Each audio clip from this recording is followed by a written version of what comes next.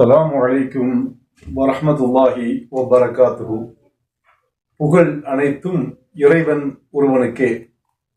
அன்பிற்கினிய சகோதர சகோதரிகளே, நாம் நேற்று வெளியிட்டிருந்த பதிவில் விரைவில் பாலஸ்தீன் சுதந்திர காற்றை சுவாசிக்கும் என்றும் அந்த மக்கள் விடுதலை மகிழ்ச்சியை விரைவில் அடைவார்கள் என்றும் சொல்லியிருந்தோம்.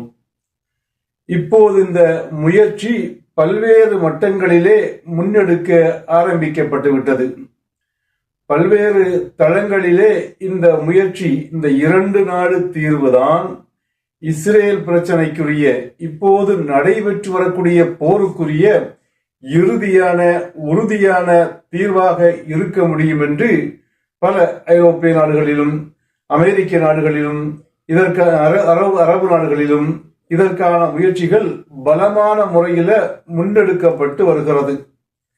நேற்று இஸ்ரேலிய பிரதமர் அளித்த ஒரு பேட்டியில, நான் பதவியில் இருக்கும் காலம் வரையிலும் இந்த 2 நாடு கோரிக்கைக்கு சம்மதிக்க மாட்டேன், அதற்கு நான் ஒப்புதல் தரமாட்டேன் என்று சொல்லி இருந்தாலும் அந்த பென்யாமின் நெதன்யாகுனுடைய நிலைப்பாட்டையும் மீறி அவனை பதவியிலிருந்து தூக்கி எறிந்துவிட்டு அந்த பகுதிகளிலே அமைதியை கொண்டு வருவதற்கான முயற்சிகள் பல தரப்பிலும் எடுக்கப்பட்டு வருகிறது. குறிப்பாக அமெரிக்கா இந்த விஷயத்தில் உறுதியாக இருப்பதாக வாஷிங்டனில் வரக்கூடிய பல்வேறு செய்திகள் தெரிவிக்கின்றன. இந்த 2 நாடு கோரிக்கைக்கு அந்த நெதன்யாகு சம்மதிக்கவில்லை என்றாலும் அவனை பதவியிலிருந்து அப்புறப்படுத்திவிட்டு வேறு நபர்களை அந்த பதவிக்கு கொண்டு வந்து இந்த திட்டத்தை செயல்படுத்துவதற்கு பல நாடுகள் உறுதி கொண்டிருப்பதாக செய்திகள் வருகின்றது. குறிப்பாக நேற்று ஐரோப்பிய பாராளுமன்றத்தில் இந்த பலஸ்தீன் பிரச்சனை பற்றி ஒரு வாக்கெடுப்பு நடத்தப்பட்டது. அந்த பிரச்சனைகள்ல 3 விதமான விஷயங்கள். ஒன்று, உடனடியான போர் நிறுத்தம் காசாவில் தேவை என்பது ஒன்று. அது மாதிரி அங்கு இருக்கக்கூடிய மக்கள் பசியிலும் பட்டினியிலும் தாகத்திலும் வாடிக்கொண்டிருக்கிறார்கள். 60,000 பேருக்கும் அதிகமானோர் காயமுற்ற நிலையில மருத்துவ வசதிகள் இல்லாமல் வாடிக்கொண்டிருக்கிறார்கள். அப்ப அந்த நிவாரண பொருட்களை விரைவாகவும் அதிகமாகவும் காசாவுக்கு கொண்டு சேர்க்க வேண்டும் என்ற ஒரு விஷயம். அது மாதிரி இன்னும் காலத்தை வீணாக்கி கொண்டிருக்காமல் 2 நாடு என்ற அரசியல் தீர்வை எட்டுவதற்குரிய விரைவான முயற்சிகளை மேற்கொள்ள வேண்டும் என்ற இந்த விஷயங்கள் ஐரோப்பிய பாராளுமன்றத்திலே விவாதிக்கப்பட்டது. இந்த விவாதத்தின் முடிவில் இது அந்த ஐரோப்பிய பாராளுமன்ற உறுப்பினர்களின் கருத்தை அறிவதற்காக வாக்கெடுப்புக்கு விடப்பட்ட பொழுது கிட்டத்தட்ட 312 பேரு பலஸ்தீனத்தில் உடனடி போர் நிறுத்தம் தேவை, பலஸ்தீன மக்களுக்கு நிவாரணங்களை அதிகமாகவும் விரைவாகவும் அனுப்புவது மிக முக்கியமான வேலை, அது மாதிரி 2 நாடு என்ற அந்த அரசியல் தீர்வை எட்டுவதும் மிக மிக அவசியம் என்ற இந்த கருத்துக்களுக்கு ஆதரவாக எந்த ஐரோப்பா, இந்த இஸ்ரேலுக்கு போர் நடக்குது இல்லையா, இந்த நெதன்யாகுக்கு பின்னால் நின்று கொண்டிருக்கக்கூடிய ஐரோப்பா அமெரிக்காவுடைய அந்த சப்போர்ட் உதவி இருக்கிறதுங்கிற திமிரில இருமாப்புல தான் இவன் போர் செய்துட்டு இருக்கிறான். இப்ப இவனுக்கு பின்னால் நிற்கக்கூடிய அந்த ஐரோப்பாவினுடைய பாராளுமன்றத்தில் இருக்கக்கூடியவங்கள 312 பேரு அந்த போர் நிறுத்தம் தேவை, காசா மக்களுக்கு நிவாரண உதவிகளை கொண்டு சேர்ப்பது அவசியம், 2 நாடு என்ற அரசியல் தீர்வு அவசியம் என்பதை ஆதரித்து 312 பேர் வாக்களித்திருக்கிறாங்க. ஒரு 132 பேர் எதிர்த்து வாக்களிச்சிருக்கிறாங்க. இப்ப 70 பேர் வெளிநடப்பு செஞ்சிருக்காங்க, எதிரையுமே பங்கு கொள்ளாம. இப்ப வெளிநடப்பு செய்தவர்களும் ஆதரித்தவர்களை என்று வைத்துக் கொண்டாலும் கூட ஒரு 200 அளவுல தான் அந்த எதிர்ப்பு இருக்கிறது. மற்றவங்க ஒரு 312 பேர் என்ன செய்யறாங்க, இந்த காசா மக்களுக்கு ஆதரவாக, பாலஸ்தீனுக்கு ஆதரவாக, பாலஸ்தீன போராளிகளுக்கு ஆதரவாக அரபு நாடுகளில் இல்ல ஐரோப்பிய நாடுகளிலேயே அவ்வளவு பெரிய ஆதரவை பலஸ்தீன போராளிகள் தற்போது பெற்று வருகின்றனர். நம்ம முதல்ல சொல்ல முடிய கிட்டத்தட்ட 6000த்திற்கும் அதிகமான போராட்டங்கள் ஐரோப்பிய நகரங்களிலே பலஸ்தீன மக்களை ஆதரித்து நடத்தப்பட்டிருக்கிறது. இப்போ ஐரோப்பிய அரசுகள் எல்லாம் இந்த இஸ்ரேல் என்ற அரக்கனுக்கு ஆதரவாக இருக்கக்கூடிய நிலையில அங்குள்ள மக்களிடையே இருக்கக்கூடிய அந்த மனமாற்றங்களுக்கு தான் இல்லையா, அந்த மனமாற்றங்கள் இன்றைக்கு ஐரோப்பிய பாராளுமன்ற உறுப்பினர்களுக்கு மத்தியில எதிரொலித்திருக்கிறது. அதனாலதான் பெரும்பாலான ஐரோப்பிய பாராளுமன்ற உறுப்பினர்கள் செய்யறாங்க, காசாவிற்கு ஆதரவாக பலஸ்தீன் போராளிகளுக்கு ஆதரவான ஒரு நிலைப்பாட்டை எடுத்திருப்பதை பார்க்க முடிகிறது. இது ஐரோப்பாவில நடக்கிற இன்னும் பல விஷயங்கள் இந்த ஐரோப்பா சம்பந்தமாகவே இருக்கிறது. அது மாதிரி பலர்கள் என்ன செய்வாங்கன்னாக்கா, இந்த விஷயத்துல என்ன செய்யல, சவுதி எதையுமே செய்யல, சவுதி என்ன செய்யறதில்ல, அந்த மக்களுக்கு எந்த ஒரு சப்போர்ட்டும் செய்யறதில்ல என்று அடிக்கடி பதிவுகளை பதிந்து வருகின்றனர். அது ஒரு அடிப்படையில அந்த விஷயங்களை ஏற்றுக்கொண்டாலும் கூட சவுதி அரேபியா போன்ற முக்கியமான இஸ்லாமிய நாடுகள் இந்த விஷயத்துல ஒண்ணுமே செய்யல என்று சொல்வது தப்பான விஷயமாகவே இருக்கிறது. இப்போது இந்த அமெரிக்காவினுடைய NBC என்ற ஒரு செய்தி நிறுவனம் வெளியிட்டிருக்கக்கூடிய செய்தியில சவுதியினுடைய இளவரசர் சில திட்டங்களை முன்வைத்திருப்பதாக சொல்கிறது. நாங்கள் இஸ்ரேலோடு தூதரக உறவுகளை பல நிபந்தனைகளின் அடிப்படையில இது ஏற்படுத்துவதற்கு தயாராக இருக்கிறோம்.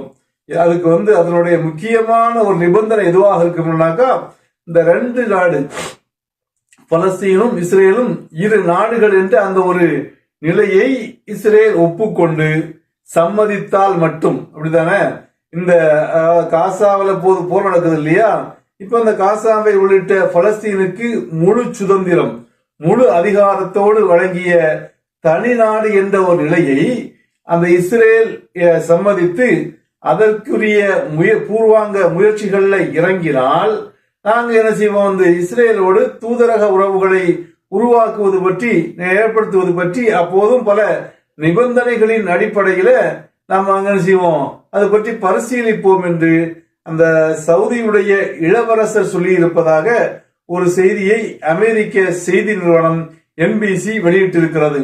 அது மாதிரி அந்த முக்கிய தலைவர்கள் பலர்கள் கலந்து கொண்ட ஒரு மாநாட்டில் சவுதியினுடைய வெளியுறவுத்துறை அமைச்சர் பேசுகின்ற பொழுதும் இந்த கருத்தை சொன்னார். என்ன கருத்துனாக்கா, பல நிபந்தனைகளின் அடிப்படையில நாங்கள் தூதரக உறவை உருவாக்குவதற்கு பற்றி யோசிப்போம். எப்போ இந்த தனி நாடு பலஸ்தீன் முழு அதிகாரத்தோடு கூடிய முழு இறையாண்மையோடு கூடிய தனி நாடு என்ற அந்த கோரிக்கை ஏற்கப்பட்டு அது நடைமுறைப்படுத்தப்பட்டால் இது பற்றி நாங்கள் யோசிப்போம் என்று யாரு, சவுதியினுடைய வெளியுறவுத்துறை அமைச்சர் அந்த மாநாட்டில் பேசி இருக்கிறாரு. அதே மாநாட்டில் வேறு பல நாட்டு தலைவர்களும் கலந்து கொண்டிருந்த நிலையில இஸ்ரேலுடைய முன்னாள் பிரதமர் இஸ்ஹாக் என்பவரும் அங்க கலந்திருந்தாரு. அவர் இதற்கு பதில் சொல்கின்ற பொழுது நாங்க என்ன செய்யறோம், சவுதியோடு தூதரக உறவுகளை ஏற்படுத்துவதற்கு ஆர்வமாகவும் ஆவலாகவும் இருக்கிறோம். அந்த சவுதி சொல்லக்கூடிய அந்த நிபந்தனைகளுக்கெல்லாம் கட்டுப்படவும் தயாராக இருக்கிறோம் என்று அவர் அந்த மாநாட்டிலையும் பேசி இருக்கிறாரு.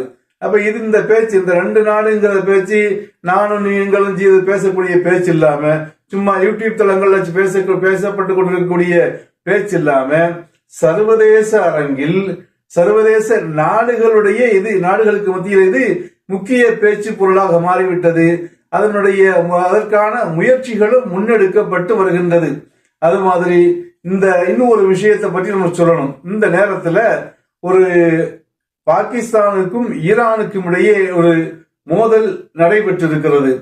அந்த பாகிஸ்தானுடைய பலுசிஸ்தானில் உள்ள ஒரு கட்டடத்தை குறிவைத்து ஈரான் தாக்கி அளித்ததையும் அதற்கு பதிலாக பாகிஸ்தானிலிருந்து சில ஏவுகணைகள் ஈரானை நோக்கி சென்றதையும் பரபரப்பு செய்திகளாக 2 தினங்களுக்கு முன்னாலேயும் நேற்று நம்ம நினைச்சிரோம் பார்த்து கொண்டிருக்கிறோம்.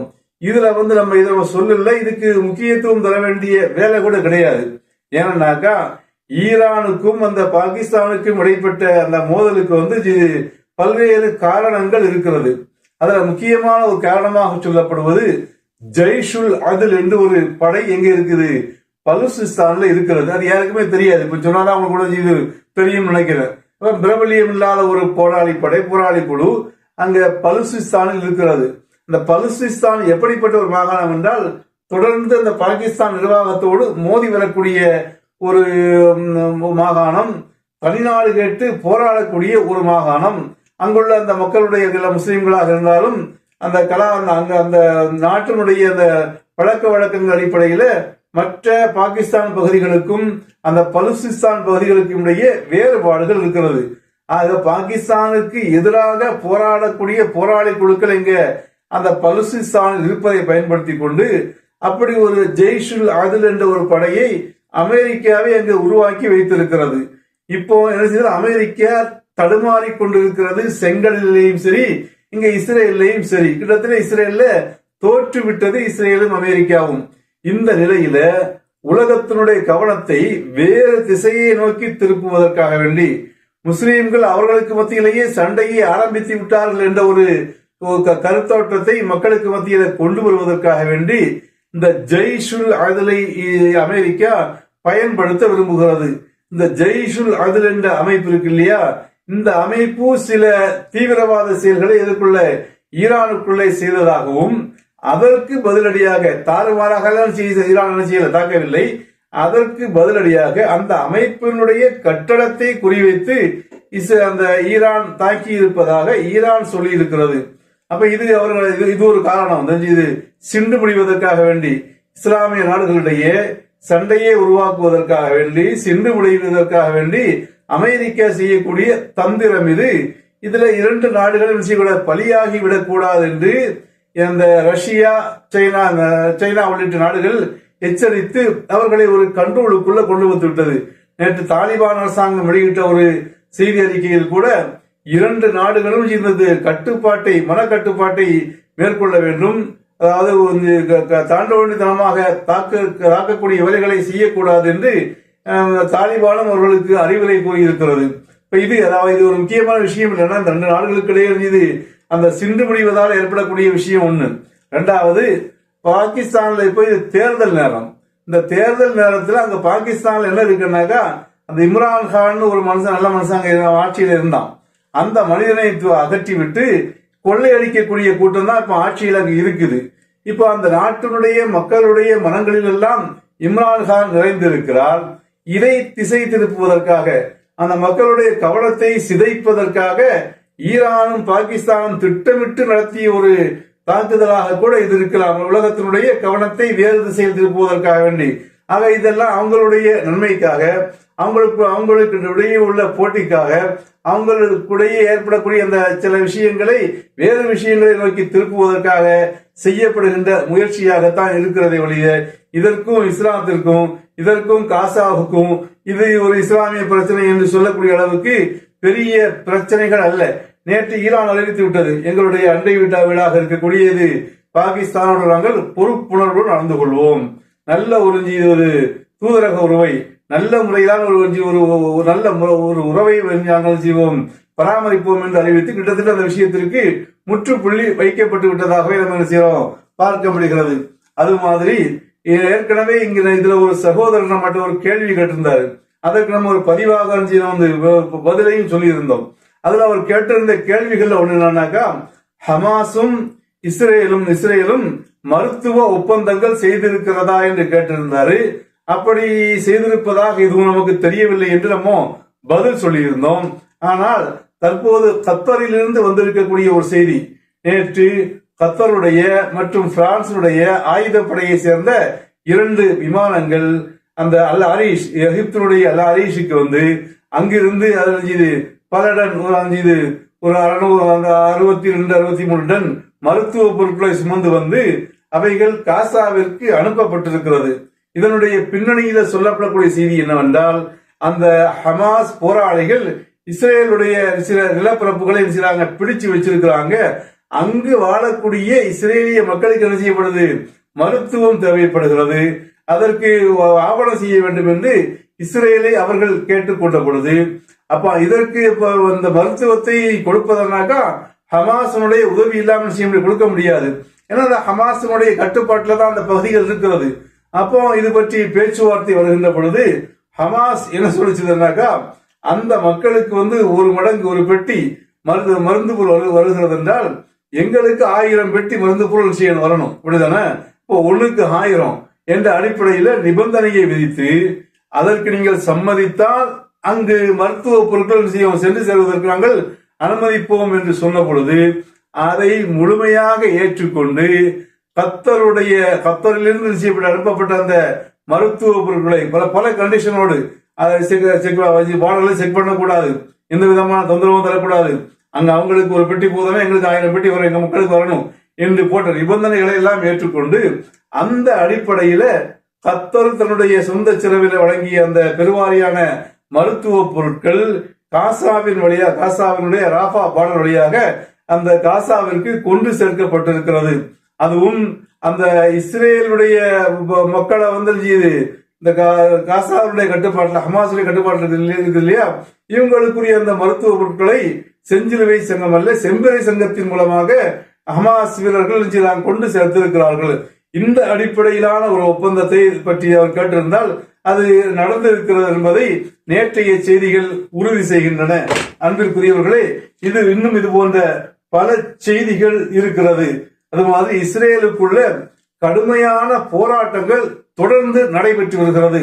இதோ நீங்கள் பார்க்கக்கூடிய அந்த பேரணி, நீண்ட தூரத்துக்கு செல்லக்கூடிய இந்த பேரணி, அந்த இஸ்ரேலிலிருந்து பிடித்து செல்லப்பட்ட கைதிகள் இருக்கிறாங்களா இல்லையா ஹமாஸுடைய கட்டுப்பாட்டில், அந்த கைதிகளுடைய குடும்பத்தினர் இஸ்ரேலுடைய அந்த மெயின் சாலைகளை அடைத்து மறித்து போக்குவரத்தை தடை செய்து நிறுத்தி இருக்கக்கூடிய அந்த காட்சியை தான் நீங்க பாக்குறீங்க. மிகப்பெரிய ஒரு பேரணி இஸ்ரேல்ல யாருக்கு எதிராக, அந்த நெத்தனியாவுக்கு எதிராக தொடர்ந்து நடைபெற்றுக் கொண்டிருக்கிறது.